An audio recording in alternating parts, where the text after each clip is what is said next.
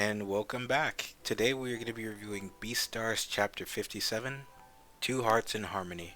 Last we left off, Liu is being offered vegetables, to which he took great offense to it by Ibuki, and Juno showed up at the door, so this is going to be a Loui and Juno centric chapter. So, I'm curious to see what's going to happen in the dynamic these two have.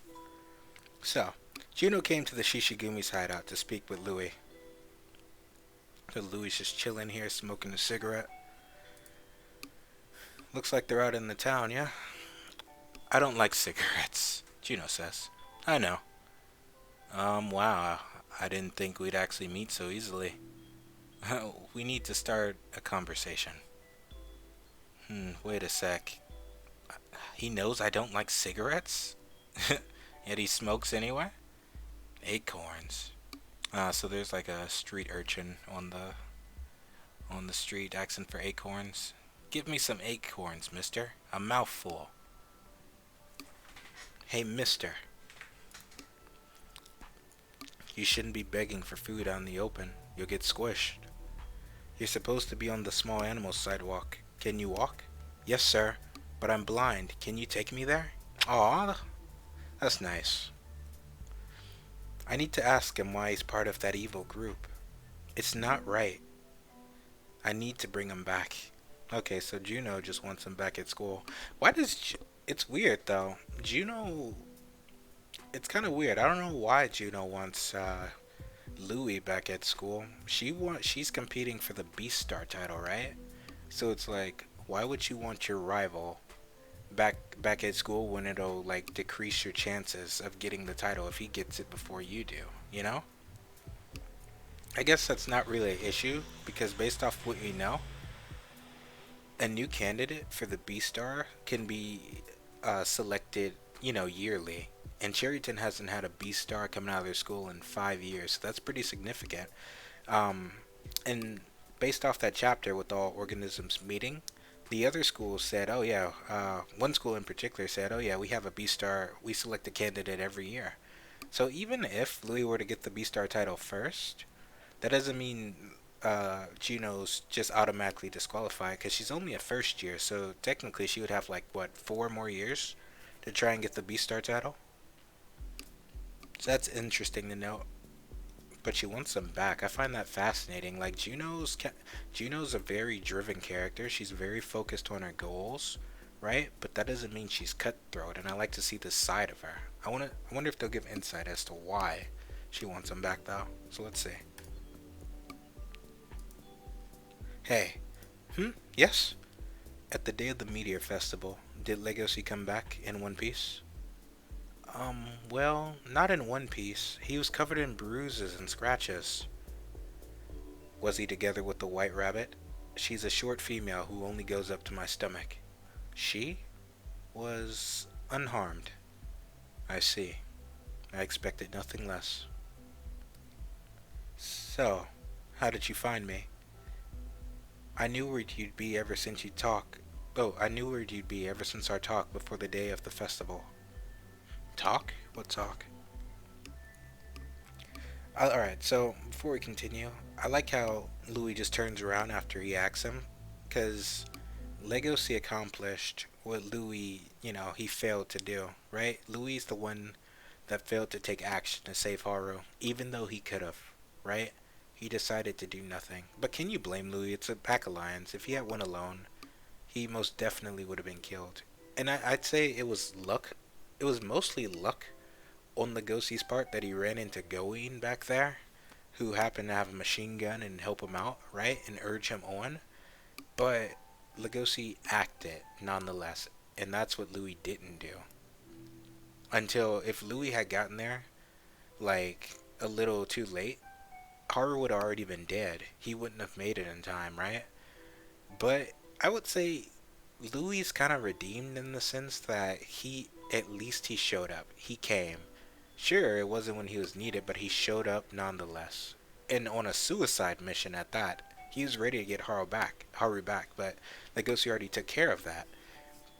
The only thing he accomplished was actually saving Legosi and Haru's life because Legoshi didn't kill the Shishigumi boss, mind you.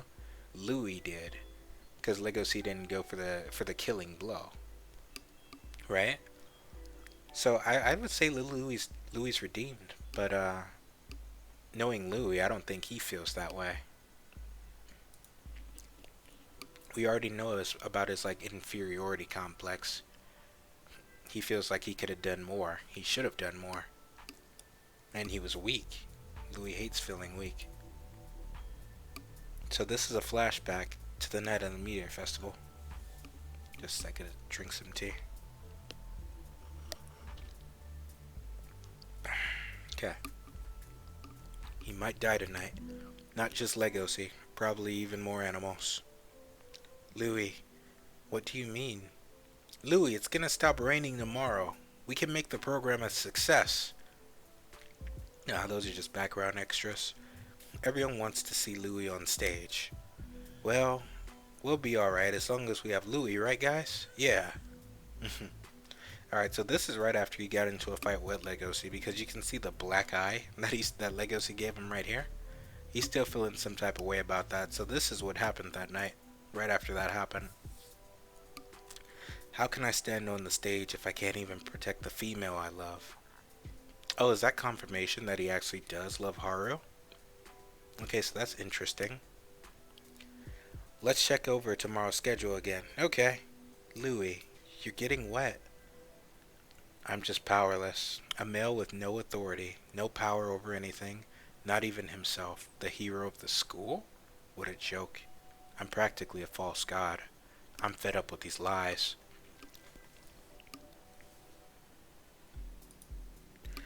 I'm sorry. I'll be back. Louis. Okay, so that's what happened that night. Like, this was... Alright, so this was Louis' breaking point right here. Mind you, Louis went with the intention to die. Sure, he wanted to save Haru, but Louis most definitely, it was not in his mind to come back. He was going on a suicide mission. Whether he got Haru back or not, he was gonna kill himself, right there, right?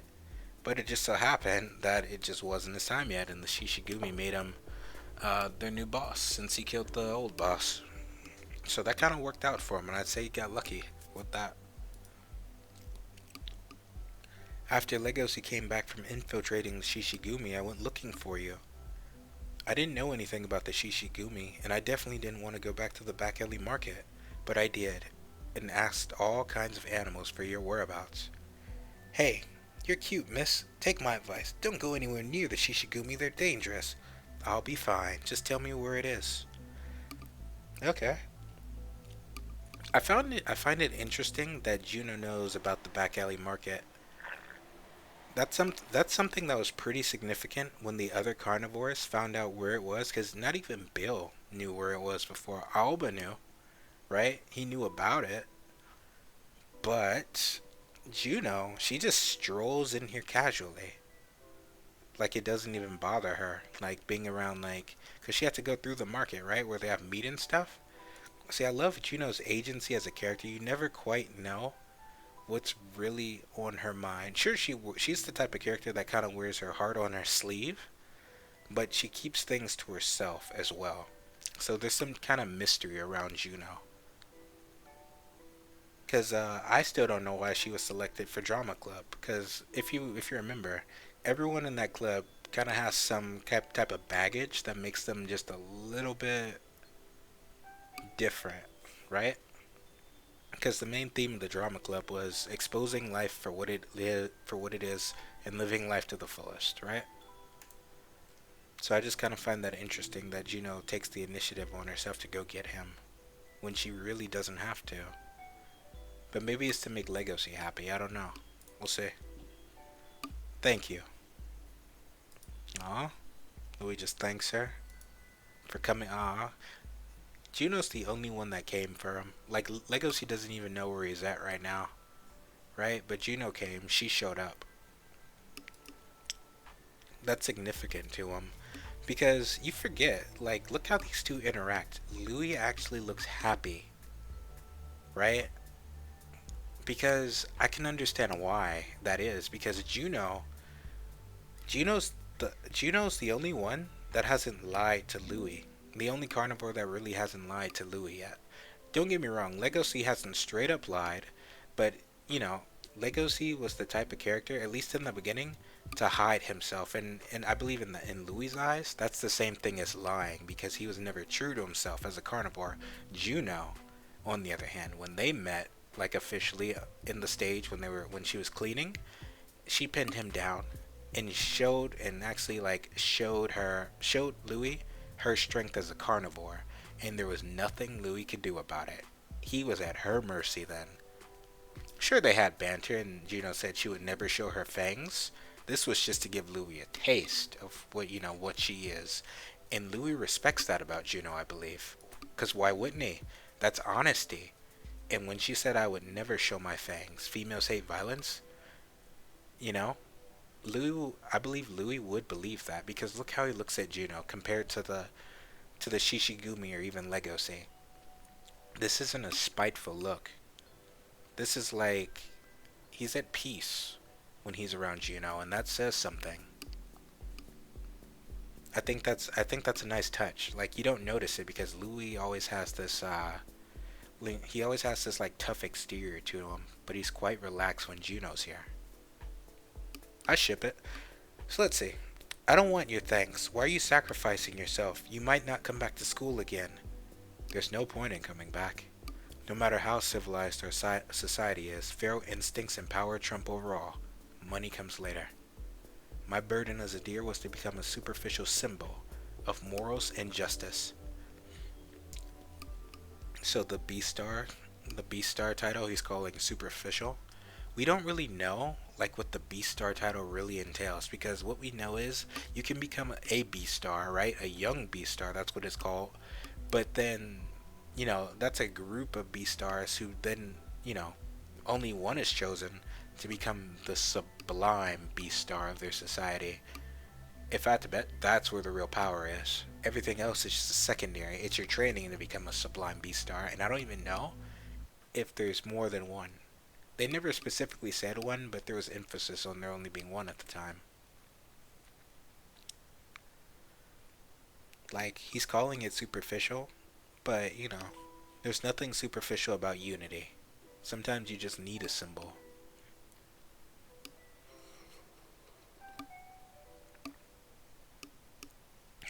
Okay. So continuing. But that's over. I don't want any reason to play the dishonest and weak role anymore. Therefore, Louis the Red Deer has no reason to come back to school. But you're more attractive than I remember. Oh, he's saying that to Juno? Okay, so before I continue, I can see where Louis is coming from. Because when he was... I believe Louis believes he's doing more for society by pretty much just attacking the issue up front. With him as the boss of the Shishigumi, he could change society for the better in his own way, right? Because right now, Louis is not walking the path that was laid out for him. Because if you remember, when Oguma adopted him, I believe it was Oguma's idea for Louis to, climb his way through the ranks of society and become the Beastar in the first place, right? But now, Louis is doing things his own way. He's following his own path. Even if it might not be, like, ideal, at least he's doing something. And I think this is an important part of his development, because remember what the principal said at the all organisms meeting? Like, we've all went through stuff, we've all had experiences and that shaped our identity, when we were teenagers, that influenced who we are today. This, what Louis is going through right now, this is actually a huge part of his development, I believe. Because why wouldn't it be? This is a life-changing decision. He's participating in something so taboo, right?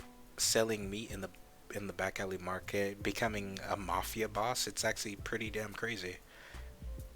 But if anything, I feel like if Louis were to pursue the Beastar, go back to school and pursue the Beastar title again, right? In the light, because right now he's very much in the dark, as in, reflected by his clothing right here. How he's in all black. because he said he's turning away from the superficial light because up until that point, Louis been Louis been lied to. Honestly, he's been manipulated. He's been lied to. Most devastatingly, it was by the mayor, right? Who tried to use his past against him. But when he came to the Shishigumi, and he was hyping himself up as number four, product ID number four, they didn't even know who Louis was. It was all in his head, his stress, his anxiety, and when it came down to it, his past really didn't matter to them, at least, but it still shaped him because he built his identity around being this like homeless orphan, like this orphan who was pretty much on the slave trade to be sold as food, right?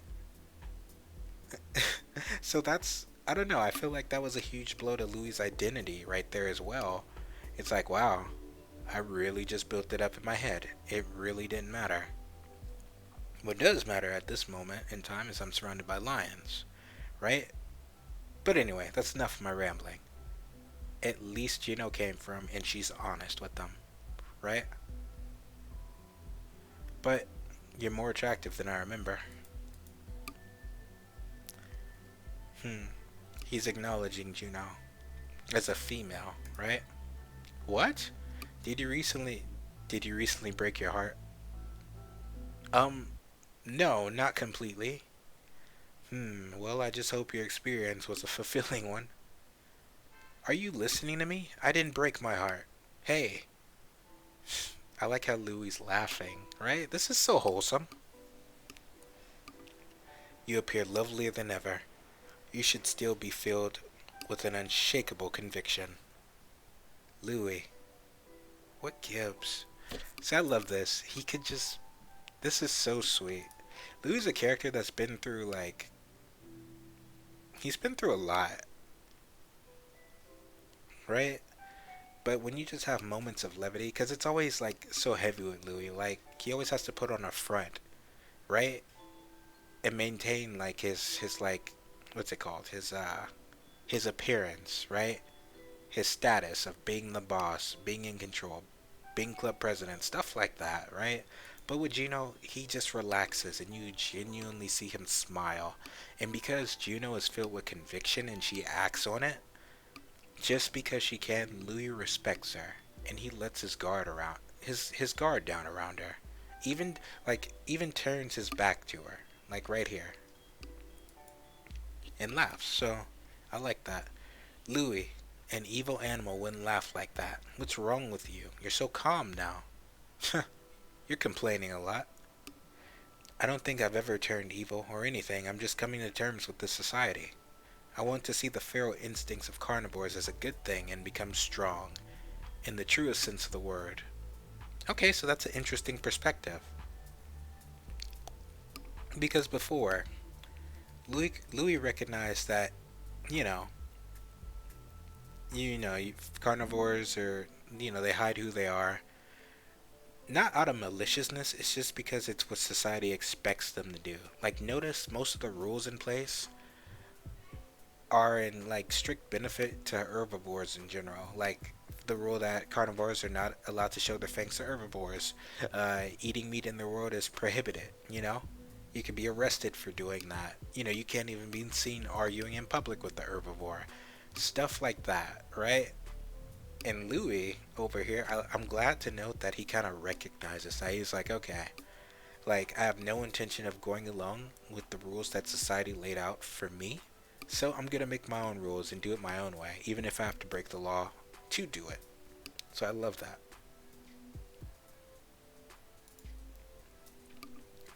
I realized it when I saw the Shishigumi. They are adults who spend most of their days being at odds with their feral instincts. That's interesting. So alright, so we're cutting back into the Shishigumi base.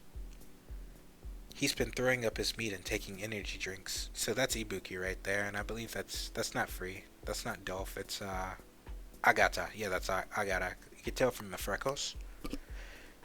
So I believe Ibuki's keeping that to himself right now. Ibuki, are you sure you should have let that boy leave? He knows what he's dealing with. I know he won't do anything stupid like run away. I'm sure he'll come back soon. Heh, so he will. Well, one thing's for certain. That boy is making our business run smoothly. Once the Shishigumi returns to his former glory, we won't need him anymore. Maybe we'll have him for dinner when that happens. Okay. It's kind of weird that they're talking about him behind their back. Because this is the thing I'm pretty sure Louis quite well aware of, that the Shishigumi pretty much only view him as a means to an end. He's just a tool to them, right? To get what they want. But Louis doesn't care about that. As long as he accomplishes his mission and his goal that he set out to do, I don't think Louis would mind being eaten, you know? But at the same time, what do we know about Ibuki? He's quite, like, from what we've shown, he's the only one that shows concern for Louis, right? He brought him a salad, right? He's looking out for his health. He feels responsible for him. And you get the feeling that there's a certain amount of protectiveness towards Louis, right? So I'm curious to see how he's gonna... Oh. Okay, he is protective. So it's confirmed. Don't call him boy. He's our boss. I swear, if you so much as bite, boss, I'll turn you into the main dish for tomorrow's dinner. Alright, so this is happening, like, in real time right now. Okay, so he's very protective of Louis. Right now. I don't know if that's loyalty. No, that has to be loyalty right there. Right? Notice how, like, his expression changes from, you know, calm, collected, but now you're seeing the beast in him. The feral, you know, the feral instincts to protect him. Where have we seen this before? Right? We've seen this before. We've seen it with Legacy, when he decided he wanted to protect Haru. And we got insight into Ibuki, right? He said, whenever I interact with you, I feel my appetite for meat slowly disappearing. Maybe that means something to him. I want to see more interactions between these two. Because I feel like they might have a solid foundation to build a relationship on, based off of mutual respect, you know? So I want to see more of Ibuki. In the end, good and evil can't be determined through people's standards. So, did you improve your dancing? What? Dancing? With your looks, you would be considered the best dancer in the club by default. I at least hope you've gotten a little better. How rude. Right now, I'm the ace of the club. Here. I'll prove it to you.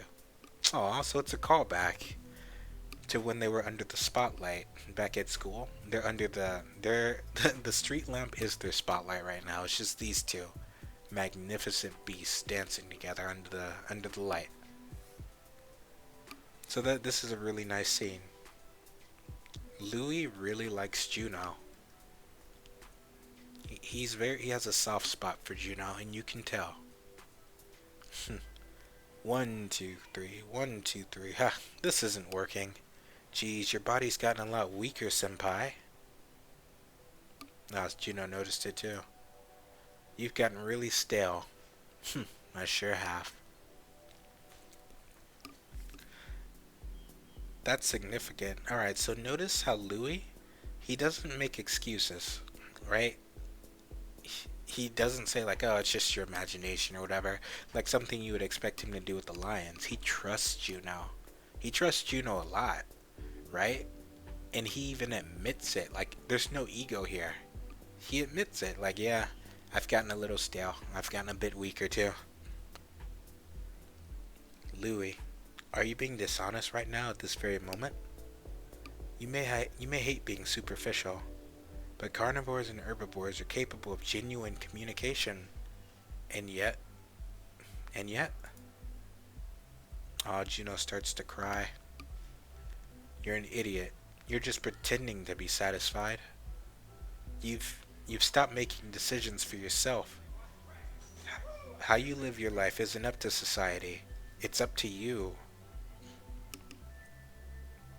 This is actually a huge moment, right? Because Juno recognizes it as well. Like, Louis a character that has the burden of expectation placed upon him. Like, ever since he was adopted, right? The burden of expectation was for him to, you know, do well in everything he does so he can become the next Beastar of their society. So he can lead society, right? His life has been decided for him, right? Even up until now, to be honest, and I like that Juno recognizes that, even without knowing Louis' full backstory, he was born as livestock, essentially to be eaten. You know, the expectation was for him to die there, right?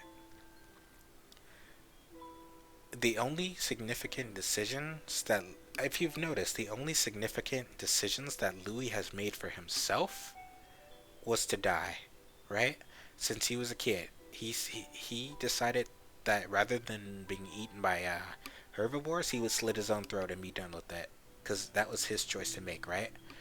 When it came to saving Haru, he decided that he killed the boss. All that's left for me to do now is die, you know. So he was gonna pull the trigger on himself to make life easy.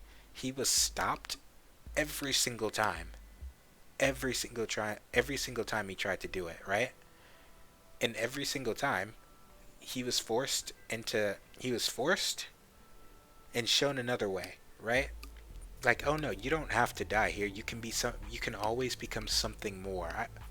I feel like that's a significant part of Louis' character, showing no matter how bad things are for you, you can always be more. There's always more to life than what it seems. You don't have to die here. You can still grow up, right? You don't have to die here. You can become our boss. We can give you purpose, right? Because notice, every time Louis been brought to his breaking point, it's always when he loses hope in something and he's broken by the world, right? Like after his encounter with the mayor, he resolved to go get Haru. After, with with a little push or punch by Legosi, right? And then he resolved to die there. And even now, he's the Shishigumi's new boss, right? But it may seem like he has a choice, but in reality, it was the illusion of choice. It was either be our boss or be dinner, right? So, this is just him making the most of a bad situation. And he's doing well, right? Louis thrives in situations like this. And I love to see him, because he's at his best when he's facing adversity. Kind of like how Legosi is, right? I'm going to continue making decisions for myself. You're such an idiot. You'll definitely regret this when I become great. You'll realize how wrong you were for choosing this life. Aw. So there's Juno's conviction right there, telling him how stupid he is for choosing this. Even though he didn't choose it, Louis doesn't want to die, so he's just going along with it, because it just so happens to suit what he wants to accomplish. Even though you cry like a little pup, you're still great, as you are now. I love that. The two share a beautiful and sad night together. Yes, they do. Like, I love seeing Louis like this. Juno is one of the few people that Louis actually acknowledges. Like, he acknowledges Legacy, right? Like, they have a kind of kinship together, but with Juno, he has a different look when it comes to Juno. He has acknowledged Juno because Juno has been nothing but straightforward and honest. I feel like Juno breaks down his barriers of what he expects from not herbivores, carnivores, right? Juno's not deceitful. She's never lied to him. And that is awesome. So, I'm getting tired. That is all I have to say about this chapter. It was actually a really beautiful chapter, and I want to see more of these two. Hopefully, in the future.